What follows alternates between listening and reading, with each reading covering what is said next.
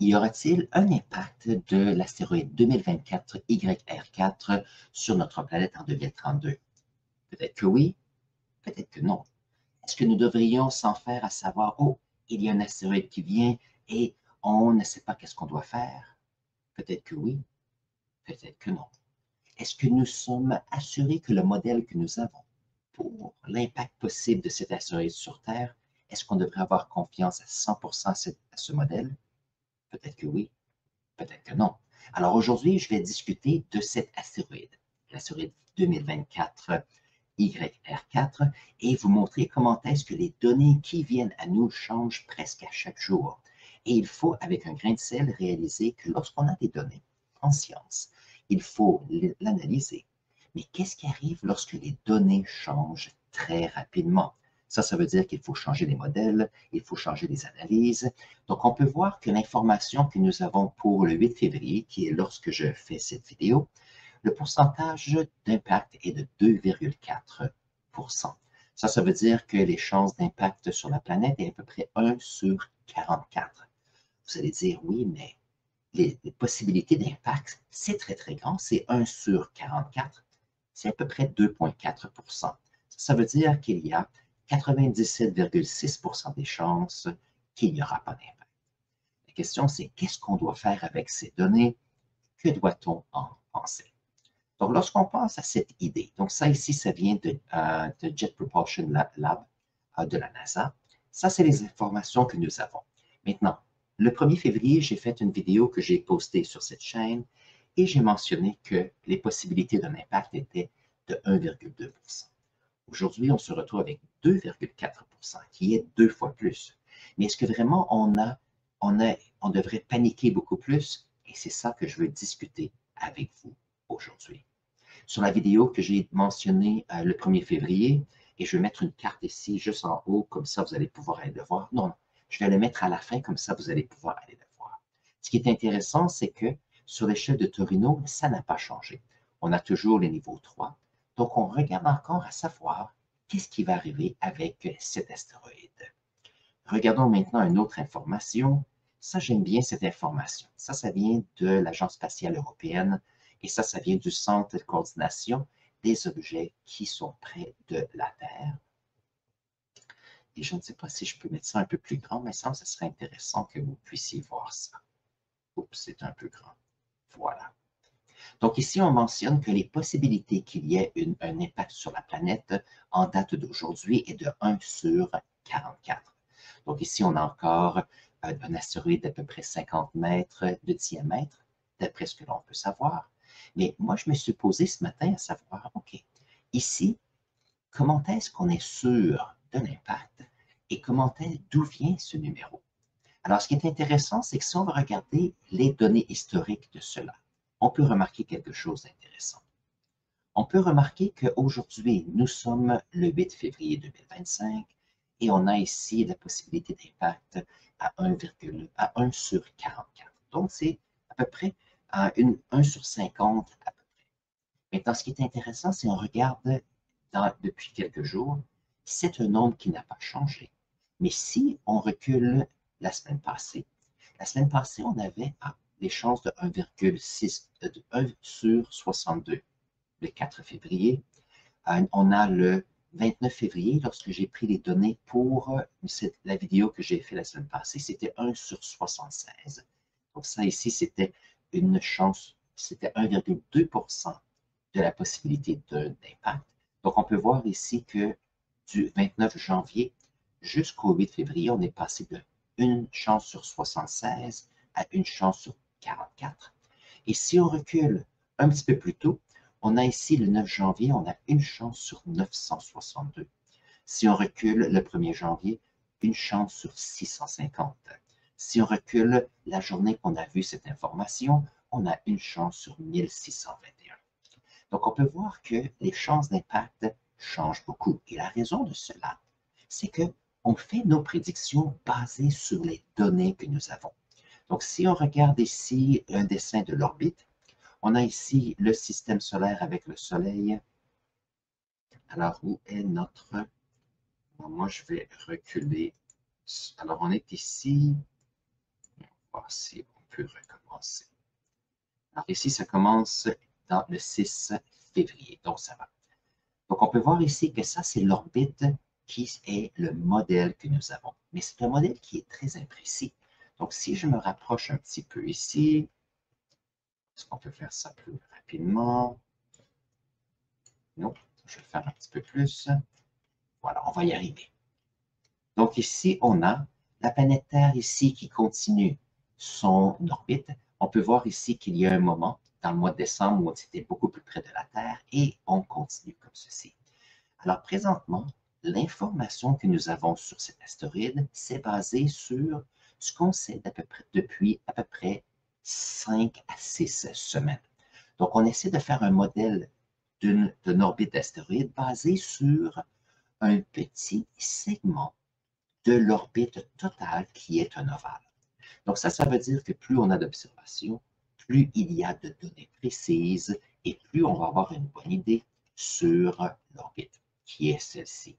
Maintenant, sachant que ça fait pas ce qui fait pas beaucoup de temps, les chances que, à partir de ce petit segment, qu'on ait à 100% le modèle d'orbite ici pour avoir possiblement un impact sur la planète, ça c'est une autre question. Donc, voyons voir. Donc, je remarquais ici tout à l'heure que les chances qu'on a maintenant, basées sur une chance sur 44 d'avoir un impact, mais ceci est la moitié, c'est 2 fois plus qu'il y a ici pour le 22 janvier, qui était à 1 sur 100, mais qui était du 20 janvier 1 sur 300 et à peu près 1 sur 1000 au début janvier. Maintenant, est-ce qu'il y aura impact? Ça, c'est une bonne question. Donc, lorsqu'on fait des séances et qu'on fait des laboratoires dans ma classe, je dis toujours aux élèves, lorsqu'on a une question et une hypothèse, c'est important de regarder les données que nous avons. Si nous avons quelques données seulement, on peut avoir une conclusion qui est bonne, basée sur les données, mais on peut avoir une conclusion qui est incomplète si on n'a pas assez de données, ou si l'équipement qu'on a utilisé n'est pas le meilleur, ou si le protocole qu'on a suivi aurait pu être différent. Alors, qu'est-ce qu'on a ici? On a des scientifiques qui, de ce temps-ci, ramassent des données et on peut voir que les données changent et à chaque fois qu'il y a un changement de données, on fait un changement de modèle et c'est pour ça que les probabilités d'impact changent toujours. Donc, la question que j'avais au début, c'était est-ce qu'il y aura impact sur la Terre en 2032?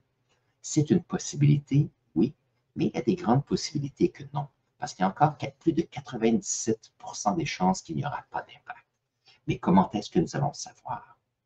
Donc, ça ici, c'est dans 7 ans. Nous pouvons passer 7 années de stress à savoir qu'est-ce qu'on va faire d'ici ce temps-là. Ou il y a des personnes qui peuvent dire, voyons voir si on peut étudier cette orbite pour voir si on peut faire quelque chose contre cela. Et bien sûr, dans ma classe, durant l'unité d'astronomie, on fait une activité avec les impacts d'astéroïdes et on étudie les cratères. Et chose intéressante, lorsque je faisais de la recherche pour cette vidéo ce matin, j'ai regardé qu'il y a, ici, je vais le montrer, et ça, j'ai été très surpris, j'ai trouvé ça excitant. Donc, nous avons ici, il y a une organisation qui s'appelle the International Academy of Astronautics. Et il y a une conférence dans le mois de mai, ici, où il y a des scientifiques qui vont se rencontrer en Afrique du Sud pour discuter du sujet que l'on a maintenant. Et ce qui est intéressant, je regardais quels étaient les sujets possibles ou les sujets qui seront inclus, parce qu'on a déjà une liste de sujets. Regardez-moi ça, c'est intéressant. On a ici des sujets comme des idées, non, des informations sur les missions qui vont venir et qui se rapportent aux astéroïdes ou l'étude des astéroïdes. On a ici des exercices de menaces d'astéroïdes, des simulations. On a aussi la découverte et la caractérisation des objets près de la Terre. Et ça, c'est ce qu'on fait maintenant. Cet astéroïde 2024 YR4 a des possibilités d'atteindre notre planète, mais pour ça, maintenant qu'elle est découverte, et ça fait pas longtemps, c'était dans le mois de décembre 2024, on essaie maintenant d'avoir une caractérisation, donc donner les caractéristiques de l'astéroïde et bien sûr savoir son orbite. Il y a bien sûr comment est-ce qu'on peut faire de meilleurs modèles de cela. Il y a bien sûr comment est-ce qu'on peut avoir des missions spatiales pour aider. Et la raison pour cela, c'est que, comme la semaine passée dans mon vidéo, j'ai mentionné la mission DART, D-A-R-T, et à la fin de la vidéo, je vais mettre un lien, comme ça vous allez pouvoir aller la voir. C'est qu'on a frappé un astéroïde et on a regardé comment est-ce qu'on peut changer la trajectoire d'une orbite d'astéroïde. Et donc, ça, c'était un groupe d'astéroïdes double et on a réussi à changer de trajectoire. Donc, on sait que c'est possible. Maintenant, si on sait qu'il y a un astéroïde qui peut venir sur Terre, bien sûr, on peut essayer d'éviter qu'elle frappe la Terre, mais il y a bien sûr des choses à considérer. S'il y a un impact, comment est-ce qu'on doit répondre à cette urgence? Comment est-ce qu'on doit gérer cette idée qu'il y a un désastre? Et bien sûr, il y a les humains, les infrastructures, mais comment est-ce qu'on peut faire face à cela? Il y a bien sûr comment est-ce qu'on peut faire l'éducation du public, les communications pour bien sûr maximiser le changement. Peut-être qu'il faut faire des évacuations parce que l'astéroïde est de 50 mètres. Donc, ce n'est pas quelque chose qui va complètement éradiquer la vie humaine sur Terre. Mais si on peut prédire où est-ce qu'il y aura impact, si c'est dans le milieu d'un endroit où il n'y a pas d'humains, il n'y a pas de ville, donc ce n'est pas grave ou c'est moins grave. Si, par exemple, il y a un impact près d'un centre urbain, à ce moment-là, il faudra faire des évacuations et il faudra bien sûr faire des évacuations. Et bien sûr, cette idée que s'il était pour y avoir une menace comme ceci, il faudrait mettre en place toute cette idée de politiquement ce qu'il faut faire, légalement, bien sûr, socialement, et il y a les aspects économiques avant l'impact, durant l'impact et après, bien sûr, si c'est le cas. Donc, j'ai trouvé que c'était intéressant. Donc, moi, j'ai appris ça ce matin, donc j'ai décidé de partager ça avec vous. Et il y a une autre chose que j'ai trouvé intéressante. Je vais vous montrer ça. Donc, ici, il y a les sections pour les médias, mais c'est encore trop tôt. Mais regardez ici ce qui est intéressant pour s'inscrire. Alors, moi, j'enseigne. C'est impossible que je puisse aller en Afrique du Sud pour une conférence. Mais regardez ce que j'ai trouvé. J'ai trouvé que si on est pour faire la sélection pour la conférence, il y a des options. Donc, d'ici le 15 février, donc il reste à peu près une semaine, le coût pour y aller en personne, c'est 600 €. Il y a une augmentation le 15 février à 700 €. Et si on regarde ici, on peut voir qu'il y a une section qui est une participation active, mais virtuelle, qui est seulement 100 €. Sachant que moi, je ne peux pas y aller, est-ce que ça serait quelque chose d'intéressant à faire? Ça, c'est quelque chose que j'ai en tête maintenant. Parce que avec l'avènement des médias sociaux, c'est bien sûr possible d'avoir accès à différentes informations à travers la planète.